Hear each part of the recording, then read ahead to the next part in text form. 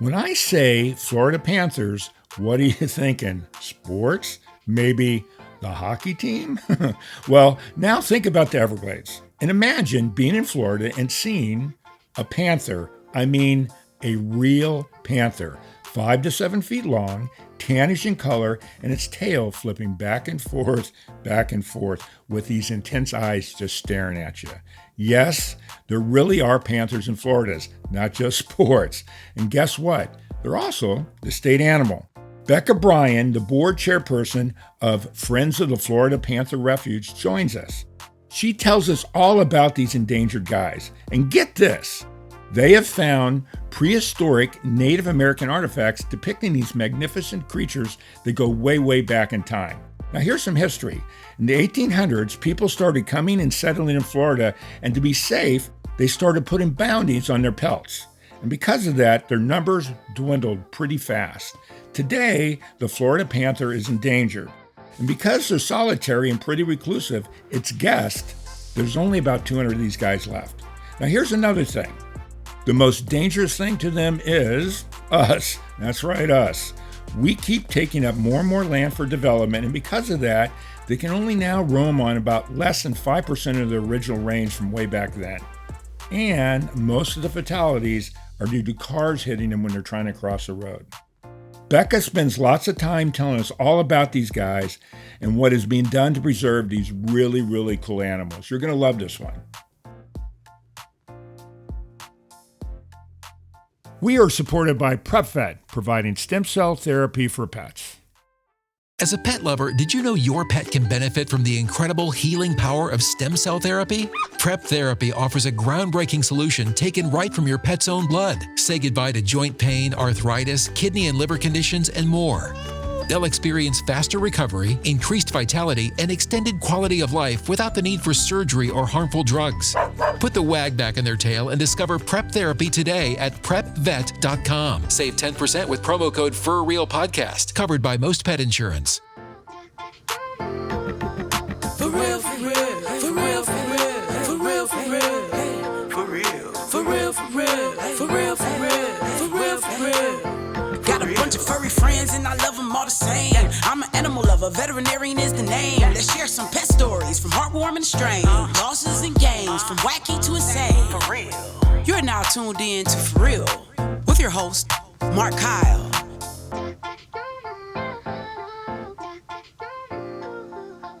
Hey everybody, and welcome back to the For Real podcast. Today I've got Becca Bryan join me. She's the chairperson for the Friends of Florida Panther Refuge. And guys, wait to hear her story, what the Panther story is, and I'm really excited to have her join us. Becca, thanks so much. We had a little bit of technical problems to get started, but thanks so much for joining. I really appreciate it. We are very glad to be here, and I'm very glad to be here with you, and we're very appreciative of your invitation to be on this podcast. Well, I'm just glad we got together because I didn't know if we were going to be able to record. Me either. Two tech specialists figuring it out. Said no one ever. Yeah, exactly. So there's a lot I want to talk about. So a lot of people, you hear of Florida Panthers, and it's funny, even when you Google it, the hockey team comes up before the animal, which is, to me, is kind of bizarre.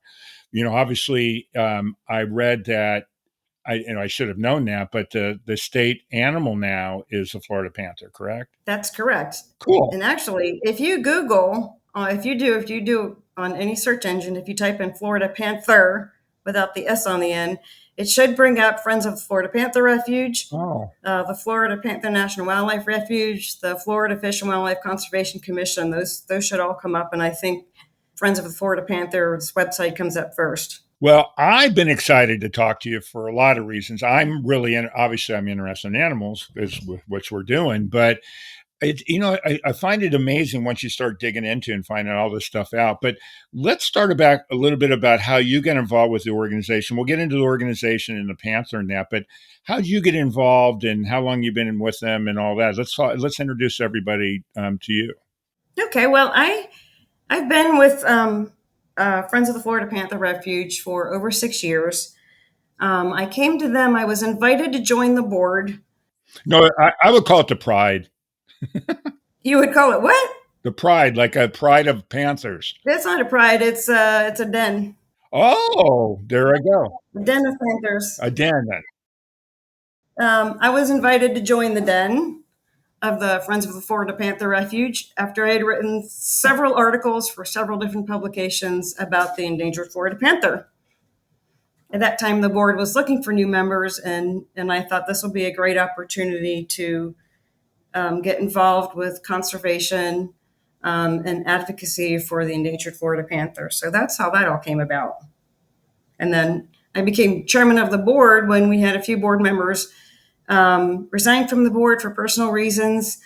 And there was basically four of us at the time. And I was really the only one that stepped up and volunteered to be president of the board. And they all voted and said, okay, but it was really just kind of like a shoo-in. Well, a shoo-in is not always the best news, but it's also great news because I know you're doing a lot of great work.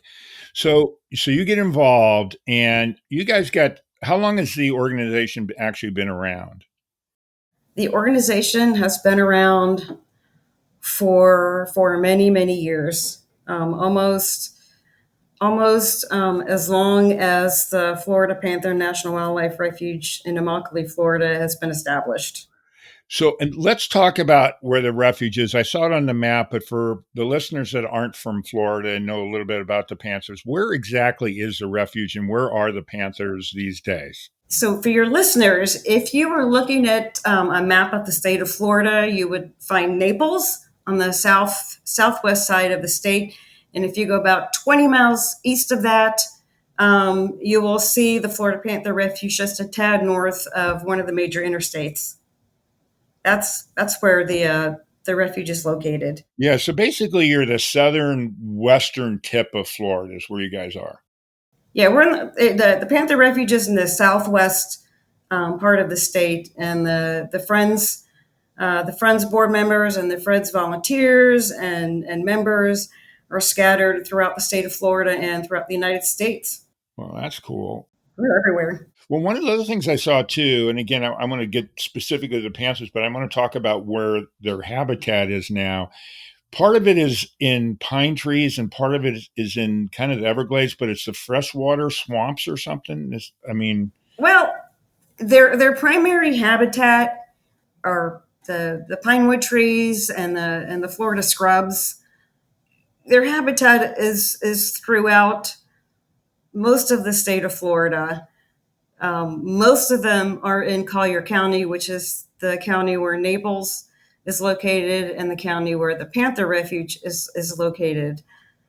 And then, young panthers break away from their moms at about 1.5, 2 years old, and the males tend to roam farther than the females. So you might find more males north of where the refuge is, and the females more than likely stay, closer to home, so to speak. Did that answer your question? Yeah, absolutely. Perfect. One of the things when I was reading was I didn't realize how, even though they're not as big as some of like in other parts of the world, a panther, we get into specifics about panthers and itself, but they can be when they measure them, when they say 7 feet, does that include the tail? Is that from tail to head? Is that what that is? That's from the tip of their nose to the tip of their tail. Okay, because that's still pretty big, 7 feet. No, they're pretty big. Even the females are pretty big. Yeah. If you ever take a look at one and take a look at the size of their paws, you can understand why one sweep of a paw can just take you out. Well, yeah. Yeah, no. But here, one thing I did read, and please, and what you read on the internet isn't always the truth, but there is, yeah, I know.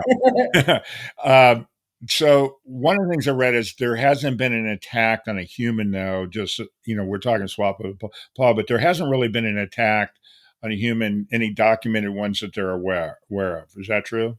That's true, especially in the state of Florida. Yeah.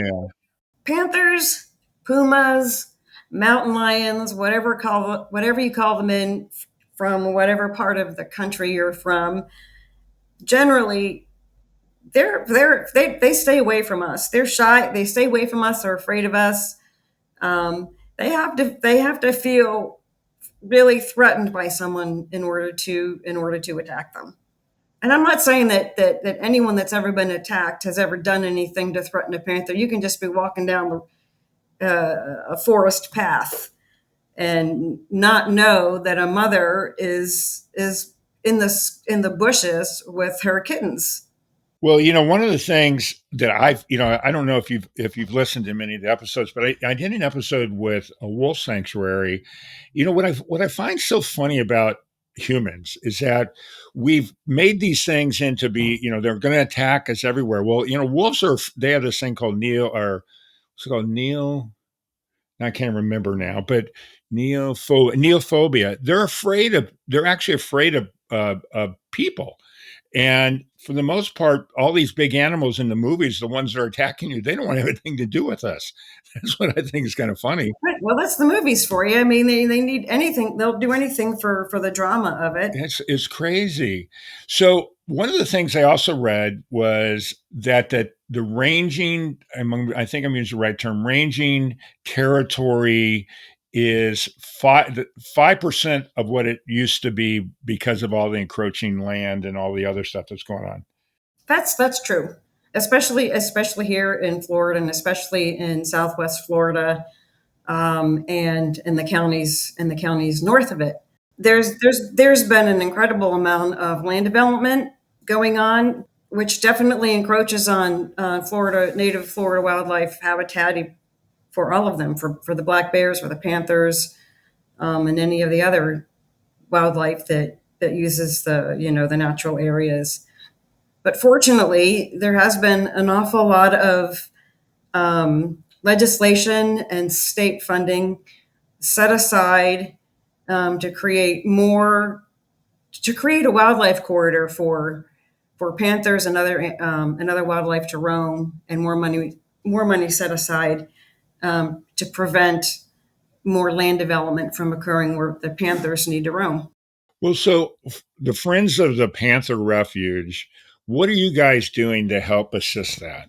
Just walk me through all that stuff. Again, I want to get back more into Panthers, but I want to hear what you guys are doing. Well, Friends of the Florida Panther Refuge is an all-volunteer nonprofit group of people from around the state and around the country that are concerned about and advocate for the Florida Panther. We support the goals and the staff and the activities on the Florida Panther National Refuge, which is 26,400 acres. So we work to keep that habitat as well as we can for the panthers. So the panther moms, like our poster cat Broke-tail, can mate and raise her kittens in safety.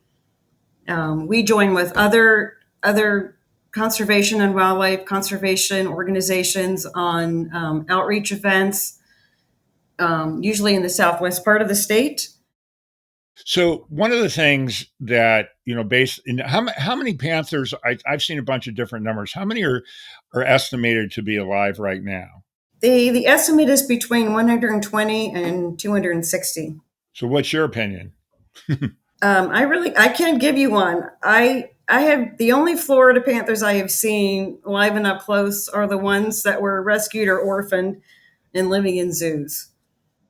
I tend to think that estimation is correct, despite the number of panthers that are hit by vehicles and killed every year.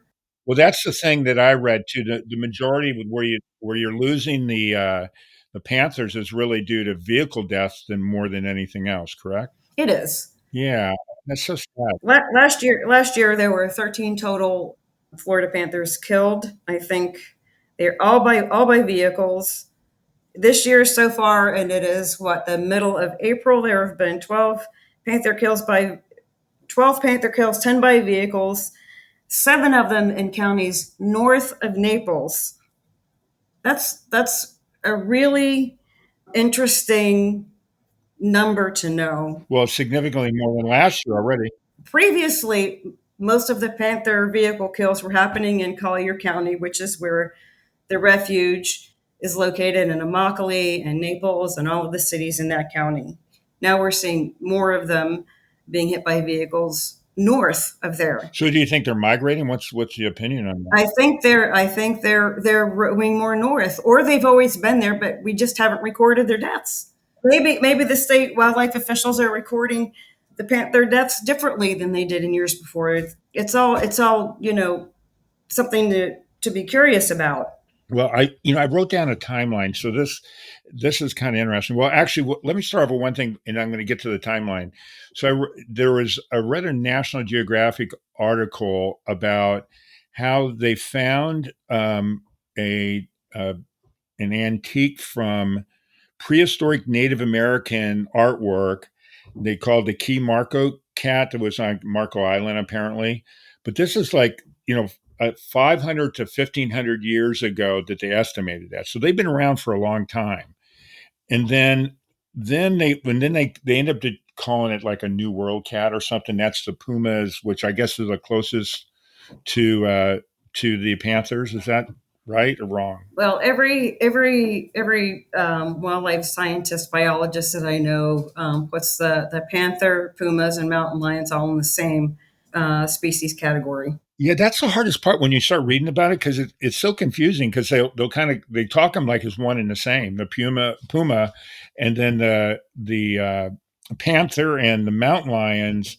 They're coupled in the same, I guess, same species but different breed. I don't know what it is. Different genus. I don't really know the scientific terms because I'm not a biologist by any stretch. When you start doing it, it's confusing unless you really, I guess, become an expert. But going back to the date, so in the 1800s, is that when they were roaming around all the time, and then 1867 they put a bounty for the pelts, and in today's number, because it was $5 back then, in today's number it was $150, and that kind of almost made them extinct because they were thought in 1930 that they were actually extinct, and then they found some.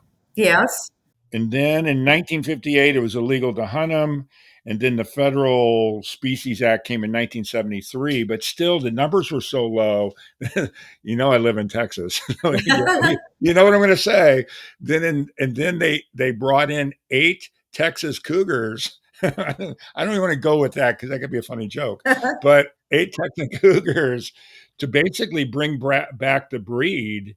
And that's why because at that point they were, I think, extremely endangered, but now they're just considered endangered. Now that's another one that I'm confused about. Some say they're endangered, some they don't. Is it considered endangered now? It is considered an endangered species. Yeah, okay. Because one said they weren't anymore, and then the other one did. It just depends on who you and what source you're getting that from. Yeah. Almost every federal and state source you ask will tell you that the Florida panther is an endangered species. Well, I can't imagine having only 200 or 250 or whatever the real number is not being endangered. That's not very many. That's not very many, and there's specific criteria for taking them off the endangered species list. Yeah. Which is nowhere close to being met. But I was thinking... I'm sorry. Okay. It's a Friday afternoon. My goofy humor's there. I'm thinking they should change the name to the Florida Texas Panther. No, I don't think so. I know you Texans like to stick yourself everywhere. I'm kidding. And you can ask any of the old Floridians that live in panther habitat, and they will call them pumas or mountain lions, but they will not call them panthers because biologically, the panthers that have been, that are the offspring of the original Texas cougars that were brought here have a little crick in their tail. Oh, is that really true? And that's why so many people think, that there are no Florida panthers anymore, that they're all just Texas cougars. But not all Florida panthers have a crook in their tail. Well, there's a bunch of Texas cougars here in Austin, but they're not animals. Well, we got cougars all over there in Naples too, so you're not alone. I'm totally digressing. I'm sorry for you guys listening. I knew you were going with that. Yeah, I thought it was kind of funny at the time. And, I don't know if you're a football fan or not, but, Texas is now going to be playing Florida. And I don't know what we'd say now. But anyway. Yeah, well, I'm from Western Pennsylvania, so that makes me a Pittsburgh Steelers fan for life. Well, I've always loved the Steelers. What they had? What were the the rag they had, the iron. Well, it used to be Iron Curtain, but they had the flag when the Steelers, they the flag that they, or the towels that they used to wave. Terrible towel. Yeah, the terrible towel. There it is. Yeah. So let's talk some more about I mean, the Panthers. Yeah. So they had their recovery whenever that time was. They came there, and then obviously as Florida has grown, and it affects not only the Panthers, it affects the manatees and all the other stuff that's down there. It's everything generally. When something's endangered these days, it's human related at some level. So they've come there and started taking that, and you guys are there. So again, what other than volunteers, and you're building, you're raising money to do that, but when you're like walking the habitats, you guys are cleaning it up and doing other stuff too, right? What all are you doing other than just what we talked about? Well, we're helping maintain the two main trails on the Panther Refuge. We are supporting the staff in whatever goals the staff has to meet. For instance, right now the Friends are helping the staff of the Florida Panther National Wildlife Refuge with funding to build a new headquarters office, because their old headquarters office was just like a movable trailer for a long time. So we're helping with that, and when that's open and ready to go, then the Friends will be in there greeting people that want to learn more about the Florida Panther and the refuge, and what trails to take, and answer any questions they have. That's pretty much what we do. And then we also do a lot of outreach and educational activities. We get lots of school kids that do their end of the year science project on the Florida Panther. Well, which is totally cool. We get school clubs that want us to come and speak and talk about Florida Panthers and how they can help save Florida Panthers. So at the refuge, I know you just mentioned that there's a path, so you can actually go there and walk the refuge in hopes that you're going to see one, and the chances of that are probably slim and none, I'm assuming, right? There are two trails on the Florida Panther National Wildlife Refuge that are open. I've walked them several times, the short trail and the long trail, and I've never seen a panther. Yeah. They probably saw me at some point. I wouldn't know. So are they nocturnal, or are they not? They're most active between dusk and dawn. So I guess the answer to that is yes. Oh, so they are nocturnal then. Yeah. And let's talk about what they eat, because, I mean, it's interesting. They eat white-tailed deer. They eat, any of the ground animals. They can eat whatever birds they catch. Unfortunately, sometimes they prey on hobby livestock, which are like mini horses. Yeah, sure. Mini donkeys. They can prey on cattle from a cattle ranch. And there's a lot of really respectable cattle ranches near the Panther Refuge. So I'm guessing the cattle ranchers probably don't like the Panthers very much. No, not at all. Yeah. There was a male Florida Panther that he was a huge guy. In my opinion, I thought he was a really sexy cat to watch. But he preyed on a lot of cattle from one ranch, and he was just downright cocky about it.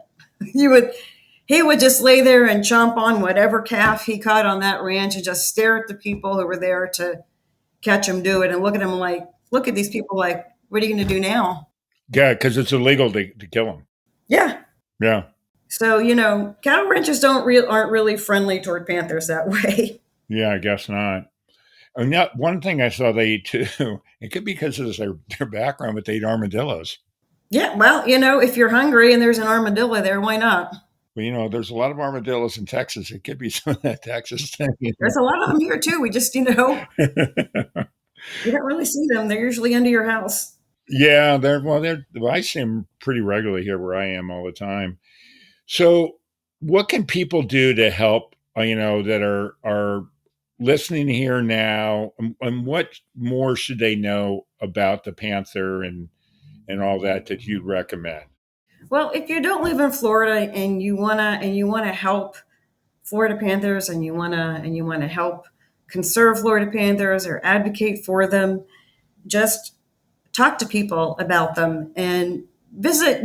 Just go online and Google Florida Panther, not with the S on the end because I'll bring up a hockey team. Just read all you can about them from any Florida wildlife or any wildlife organization like Defenders of Wildlife, Florida Wildlife Federation, Conservancy of Southwest Florida. All of these people have tremendously wonderful information about Florida panthers and how you can advocate for them. Sometimes all it takes is just a $10 donation to help one of these organizations, meet their goals in advocating for and conserving the Florida panther. One of the things I was just thinking while you were talking and talking about that too, one of the things that I read, which I thought was interesting, like human babies when they're born, they have blue eyes. Well, the kittens have blue eyes too. And everybody, when you have your own baby, you're thinking, oh, they have blue eyes. And that's most of the time not the case. And the same thing with the panthers, they end up becoming more of a yellow amber color. Yes. Let me tell you something, Mark.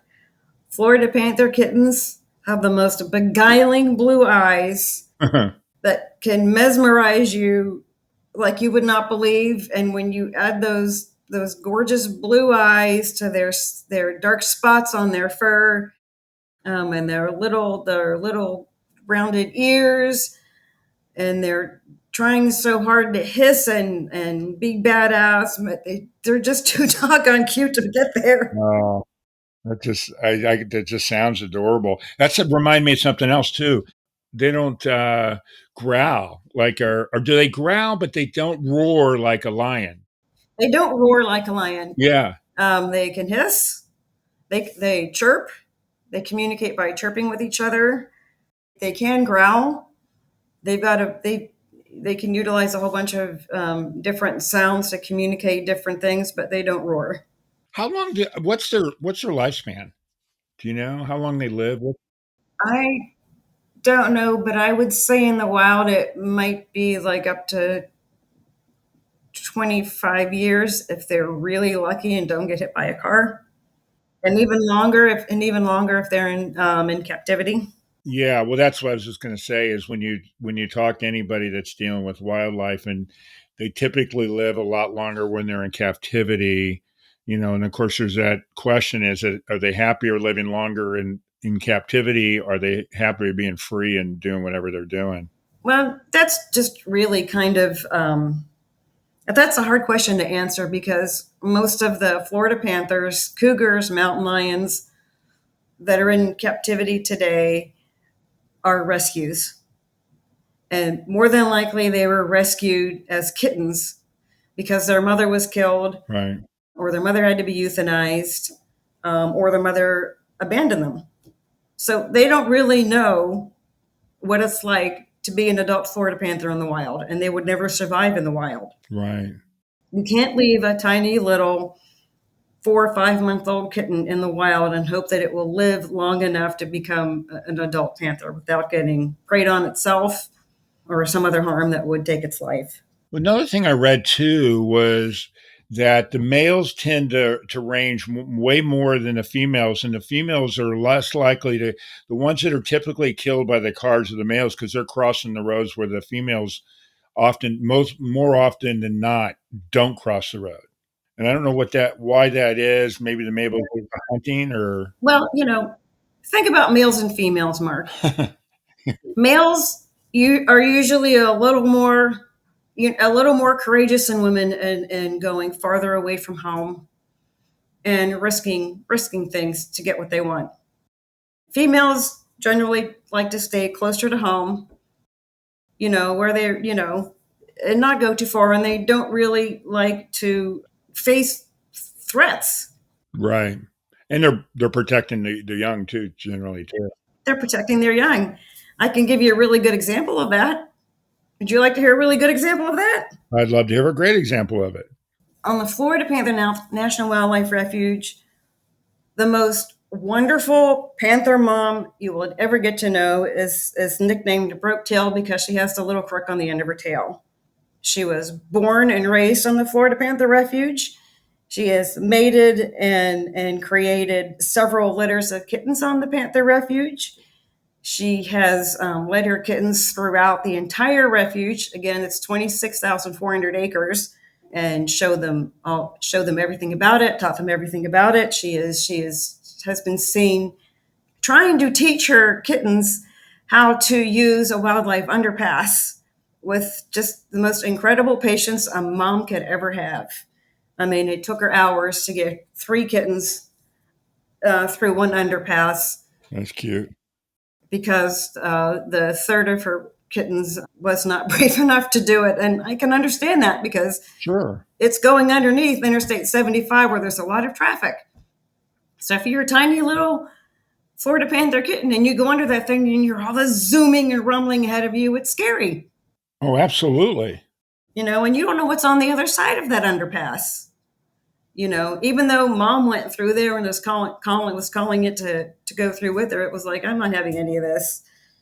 Broke-tail is like the poster mom for Florida Panther females. She uses that refuge. She treats that refuge as it's her own home and backyard, which it is. And if you ask the friends why we do what we do, it's because we do it for her and her kittens, and for any other panther that uses a refuge. We wanted to provide it the absolute best place, safest place it can live and rest, find food, and just, you know, be a panther. Yeah. So, just so everybody understands, she's in the refuge, but she's free to do whatever she wants to do. She's a wild animal just living within. She can go wherever she wants to go with her kittens, anywhere. Right. Exactly. She can cross. There are underpasses along the road where she is. There are underpasses north of the refuge. And this is what I mean when I say that, you know, females don't tend to go too far from home. She hasn't. She may go outside of the refuge, but she will eventually come back to it. Well, I would assume too. I mean, again, this is with lack of knowledge. They probably have their own hunting territory, right, where they kind of know where they go and get their food. I would venture to say that's true for her. Yeah. Like I said, males tend to roam farther. Sometimes they roam into another male's territory, and there's some stuff going down there. They'll find food where there's food. Right. And then the litters are like up to like 3 or 1 to 3. Is that the right number? Yeah. Yep. 1 to 3. And then the other thing I read too is that they have a litter. It's not every year, but like every 2 years. How long? Do you know what the gestation period is? I don't. I'm sorry. Okay. I know. I was just wondering, like I think with cats, it's like 6 weeks or something like that. I'm just wondering what a big cat is. Obviously, it's got to be longer than that, but I should have looked that up just to see. Anyways, anything else you want to tell people about you guys and what you're doing? And again, I know you said you donate, but there's anything else?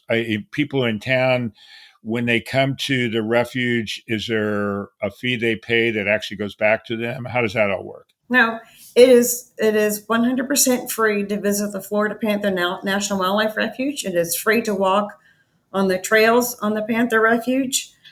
It is a beautiful place to be. Those trails are well traveled. Some of them are shady, and it's a peaceful walk.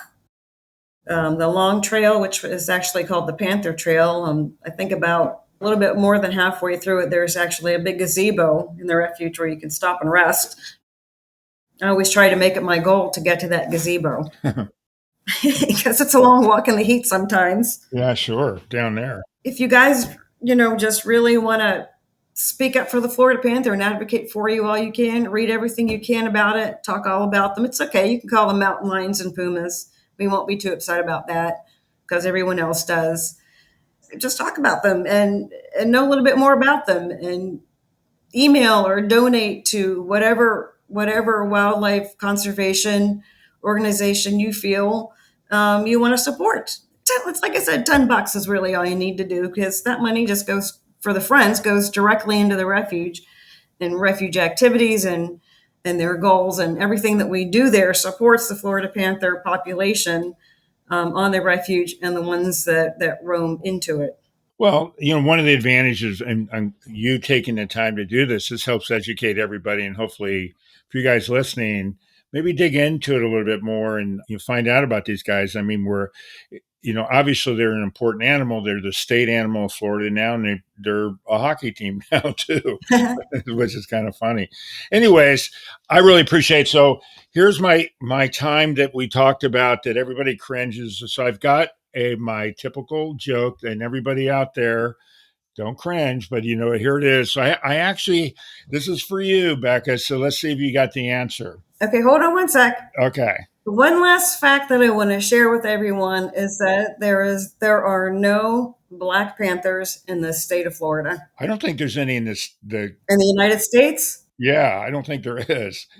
Well, there's quite a few people out there that would challenge that, but I would say that quickly because I get a few people that swear to God they saw a Black Panther around here. I guess the other thing too, the only other big cat that's in the state of Florida is a bobcat, right? There's bobcats. Yeah, and they're not very big. Yeah, but I mean, we're bigger than a kitten or a regular cat. Yeah, they're bigger than a house cat, Yeah. So, I mean, obviously the panther is significantly bigger, but as a wild animal, the only other large cat, let's just put it that way, or larger cat would be bobcat, and then of course the panther.